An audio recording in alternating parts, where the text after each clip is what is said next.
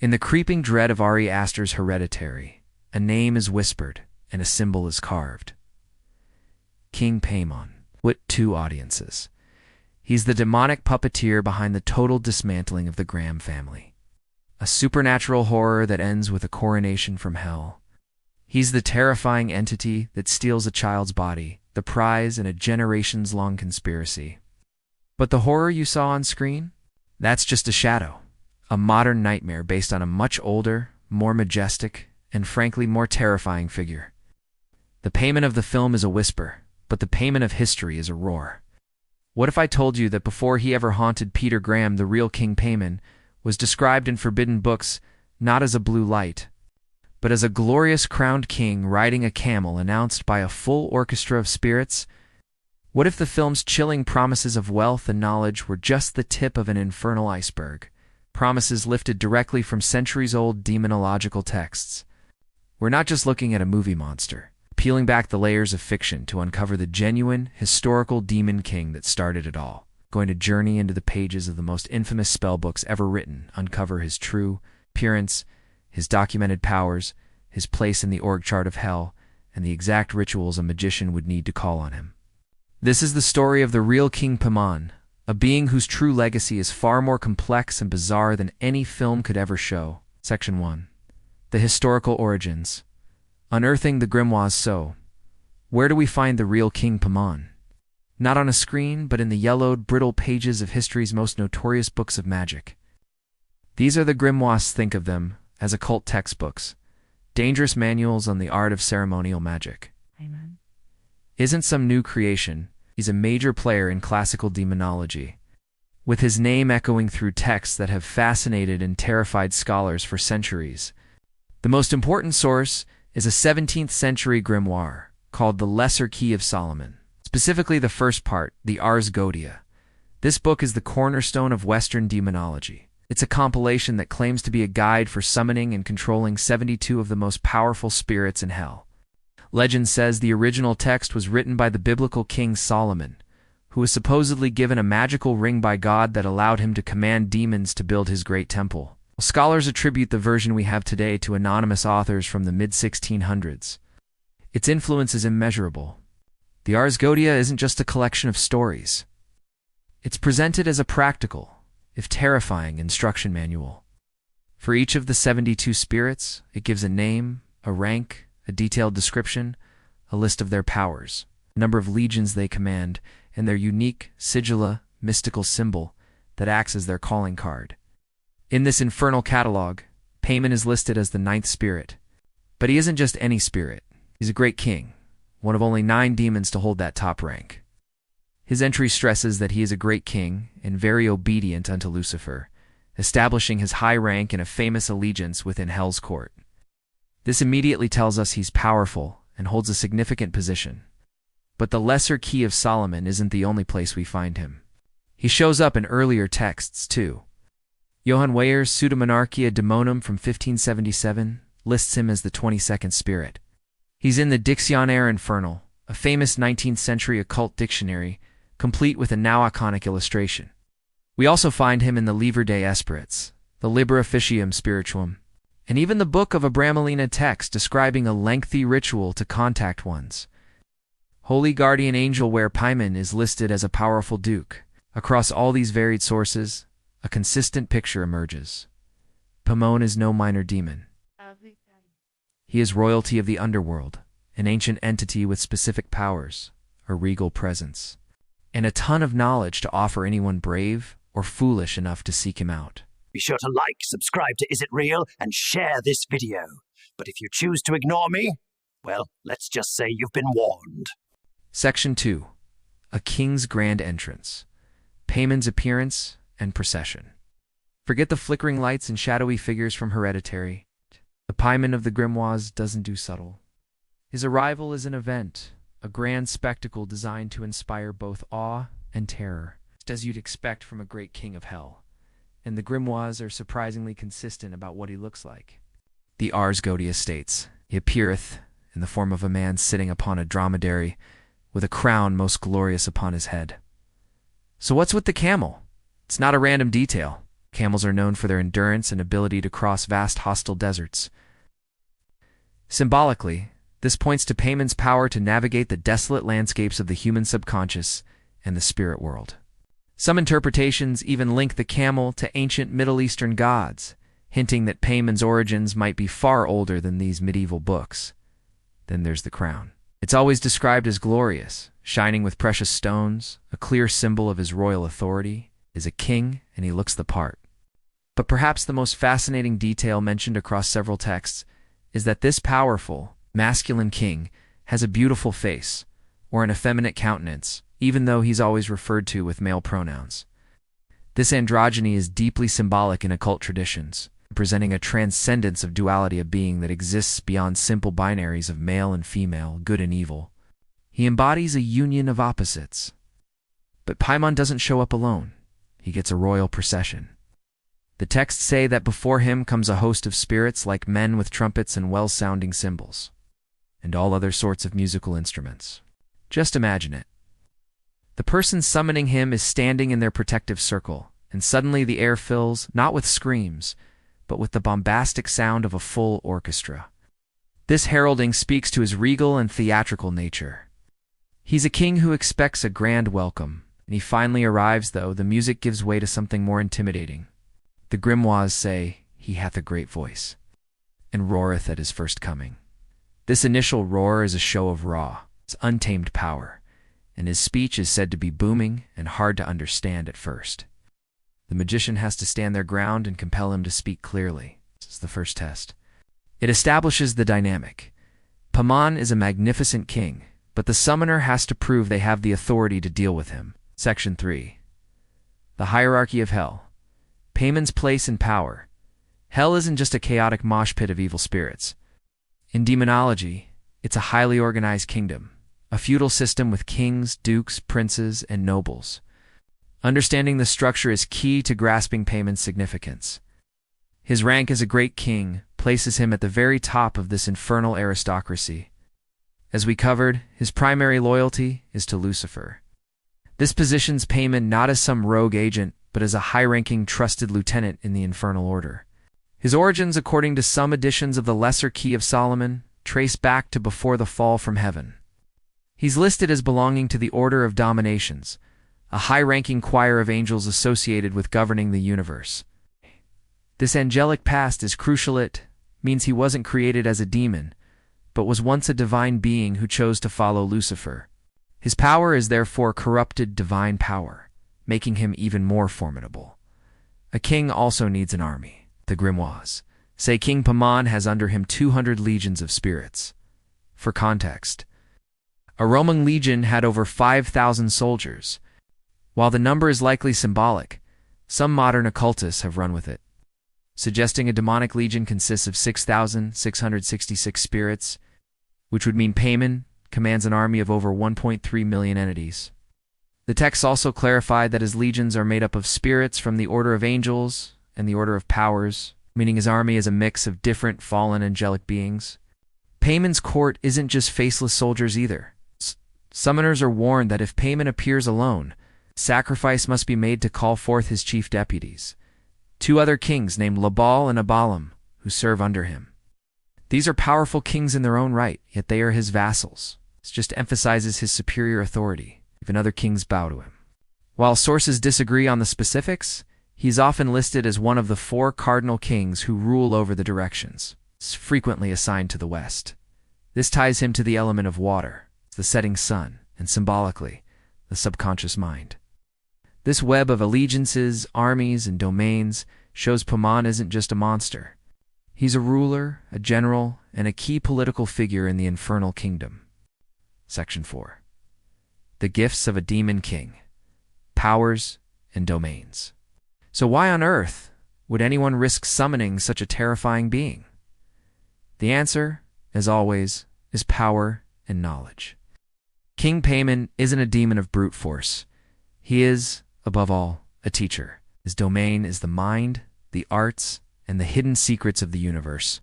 The promises of riches and glory whispered by the cultists in Hereditary are nothing compared to the vast library of wisdom Paimon is said to offer.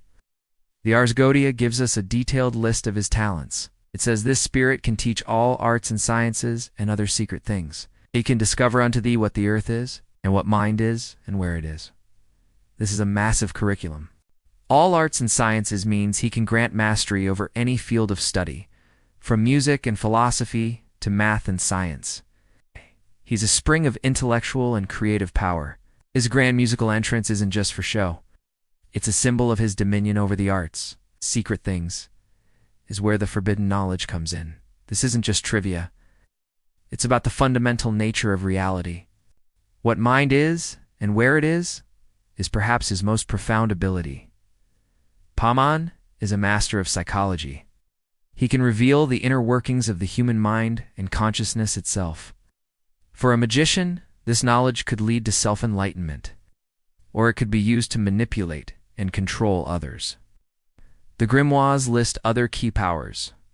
He giveth dignity, meaning he can grant honor, reputation, and social status. He can also maketh any man subject unto the magician, a formidable power of compulsion that can bend the will of others. Finally, and perhaps most usefully, he giveth good familiars. A familiar is a servant spirit bound to a magician. Paimon doesn't just grant any familiars, provides good ones, skilled spirits who are themselves experts and teachers. It's like a university president not only giving you a degree, but also assigning you the best tutors in the world. When you add it all up, you see why Paimon was held in such high regard. He offers a shortcut to genius, fame, and control. The price for such gifts, however, is a deal with an ancient and powerful being, cost that is never stated outright, but is always dangerously implied. We've dug into the ancient texts and uncovered the majestic, terrifying profile of the real King Paimon. But this is where the story gets even more interesting. If you're finding this deep dive into the real demonology behind Hereditary fascinating, go ahead and summon the like button, subscribe to the channel, and hit that notification bell. It helps us keep unearthing these forgotten histories. Now, let's look at how someone would theoretically go about contacting this infernal king. Section 5. The Summoning, Rituals, and Worship.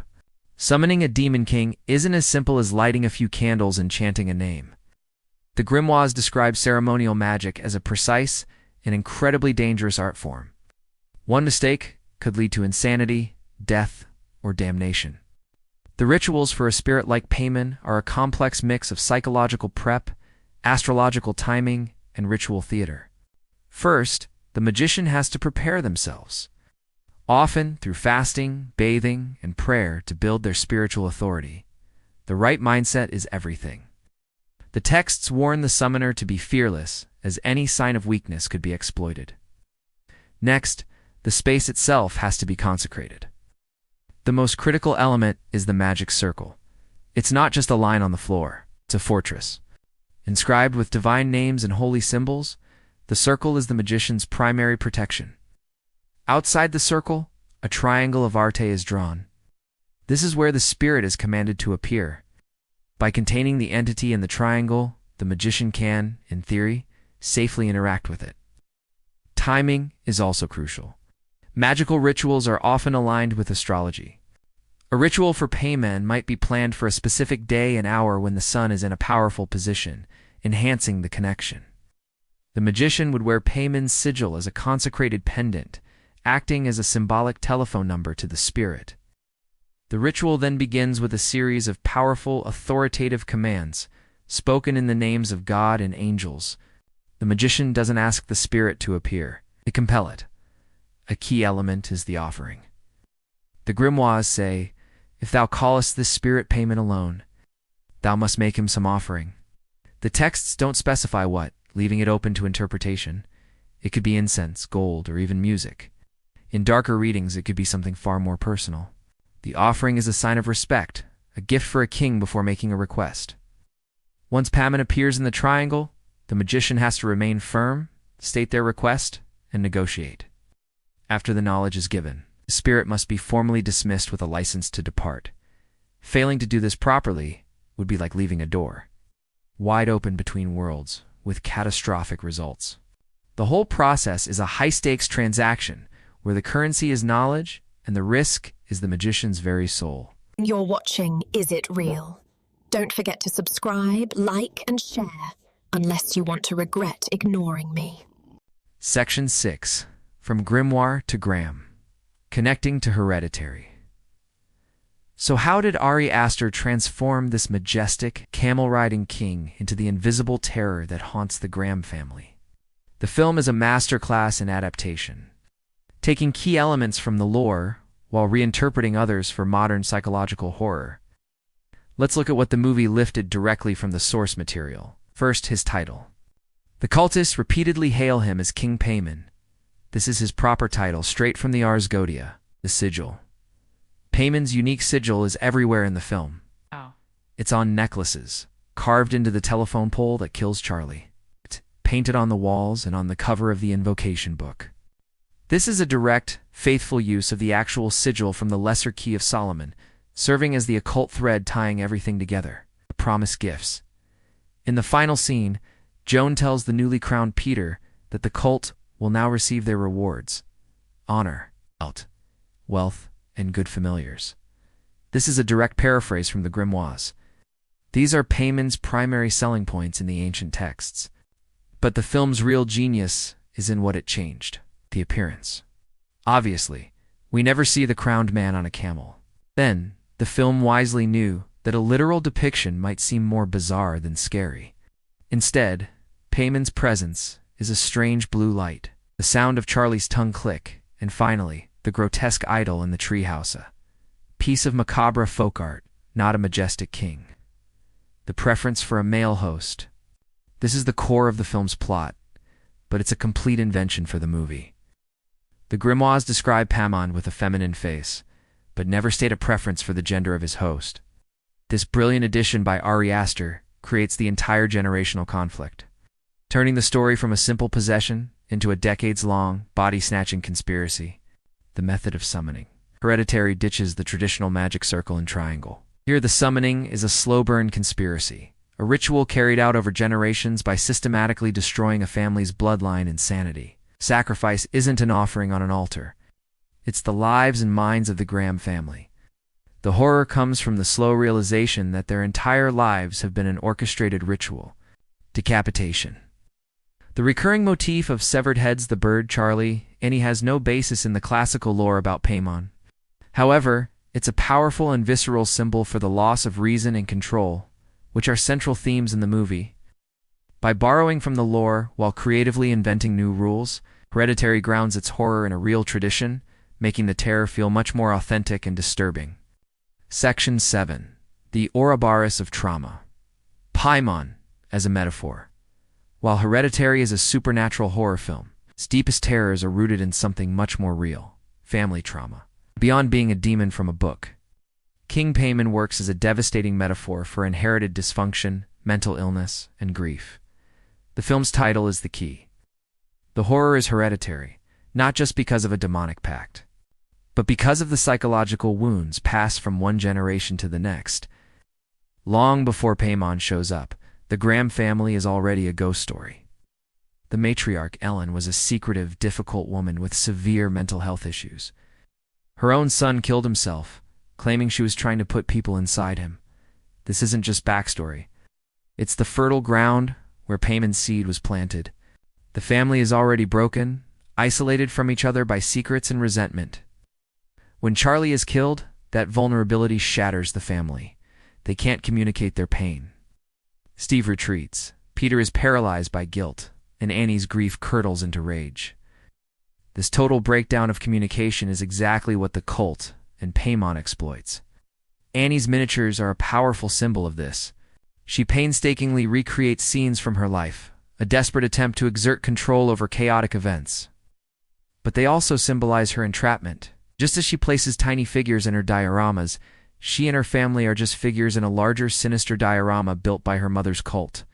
The film brilliantly blurs the line between mental illness and supernatural possession. Is Annie's sleepwalking a product of her own psychological damage, or Paimon's influence? Is Peter's paranoia a natural reaction to trauma, or the demon breaking down his will? The film suggests the answer is both. Paimon is the supernatural manifestation of the family's inherited sickness. The demon doesn't create the trauma. It feeds on it, amplifies it, and uses it as a weapon to destroy them from the inside out. They are caught in a self-devouring cycle of pain. The final possession of Peter isn't just a demonic victory. It's the tragic endpoint of generations of abuse. Paimon didn't just need a male body, he needed a broken one, and the Graham family legacy provided the perfect blueprint for its destruction. Conclusion.